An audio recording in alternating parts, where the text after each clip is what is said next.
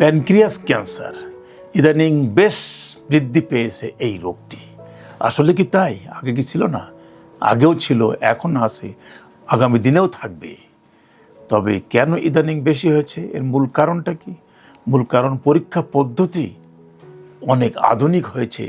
প্যানক্রিয়াসের cancer রোগ নির্ণয় করার জন্য যে সমস্ত পরীক্ষা পদ্ধতি সারা বিশ্বব্যাপী আছে, যা আমাদের দেশেও আছে, সেই পরীক্ষা পদ্ধতির প্রয়োগের কারণে এবং আমাদের জ্ঞানের পরিধি, জ্ঞানের সীমা আধুনিক বিশ্বের সঙ্গে সামঞ্জস্য হওয়ার কারণে আমরা এই রোগটি ইদানিং বেশি বেশি আকারে নির্ণয় করতে সক্ষম এবং শুরুতেই রোগ নির্ণয় করে সুচিকিৎসা দিতে সক্ষম বলেই এই রোগীদের মাঝে বেশ সচেতনতা তৈরি হয়েছে, রোগীর লোকজনদের মাঝেও সচেতনতা তৈরি হয়েছে এবং তারা পেটের ব্যথা হলেই প্যানক্রিয়াসের অসুখ কিনা এটা নিয়ে খুব তৎপর হয়ে ওঠে এবং তার জন্য বিশেষজ্ঞ চিকিৎসকের শরণাপন্ন হয়, আধুনিক চিকিৎসা পদ্ধতির সাহায্য নেয় এবং রোগটি নির্ণয় হয়।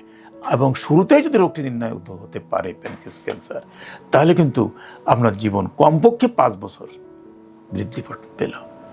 আর যদি অ্যাডভান্স স্টেজে যায় তাহলে কিন্তু আপনার জীবনহানি অচিরেই ঘটে যাবে, ঘটে যায়ও, ঘটছেও। এজন্য প্যানক্রিয়াস ক্যান্সার হয়েছে কিনা, পেটে ব্যথা হলেই প্যানক্রিয়াস ক্যান্সার তা বলছি না, তবে পেটে ব্যথা থাকলে প্যানক্রিয়াস ক্যান্সার একটি কারণ। খাদ্যনালীর অংশ তো প্যানক্রিয়াস, ক্যান্সার হয়। প্যানক্রিয়াস হলে কি হয়, জন্ডিস দেখা দেয় যখন নালীটা ব্লক হয়ে যায়, পিত্তনালী আর প্যানক্রিয়াটিক নালী, দুটো নালীর সংযোগস্থল আছে, অ্যাম্পুলা বলে, ওইখানে যে ক্যান্সারটি হয় খুব আর্লি স্টেজ রোগ ধরা পড়ে, জন্ডিস দিয়ে ধরা পড়ে। জন্ডিস হয়েছে সাথে সাথেই চিকিৎসকের শরণাপন্ন হয়, চিকিৎসকদের আধুনিক পরীক্ষা পদ্ধতির অনুসরণ করে এবং খুব আর্লি স্টেজ রোগ ধরা পড়ে। আর সেই অবস্থায় যদি সার্জারিটি করা যায় তাহলে আপনি কমপক্ষে 5 বছর আয়ু পেলেন।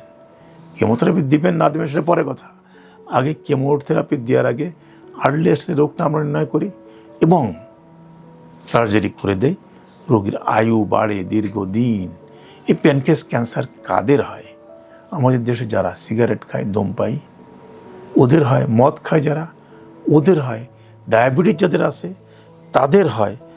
আবার যারা মাংস বেশি খায়, চর্বিজাত মাংস বেশি খায়, তাদের হয়। অতএব যারা অতিমাত্রায় বিভিন্ন খাবার, পানীয়, ধূমপান করছেন তারা সাবধান হয়ে যান, ক্যান্সারের হাত থেকে সুস্থ থাকবেন, দূরে থাকবেন। এই খাবারগুলো অ্যাভয়েড করলেই হবে। ধূমপান করবেন না, মদ খাবেন না, গরু মাংস, খাসি মাংস খাবেন না, আর ডায়াবেটিস থাকলে অচিরেই চিকিৎসা করবেন।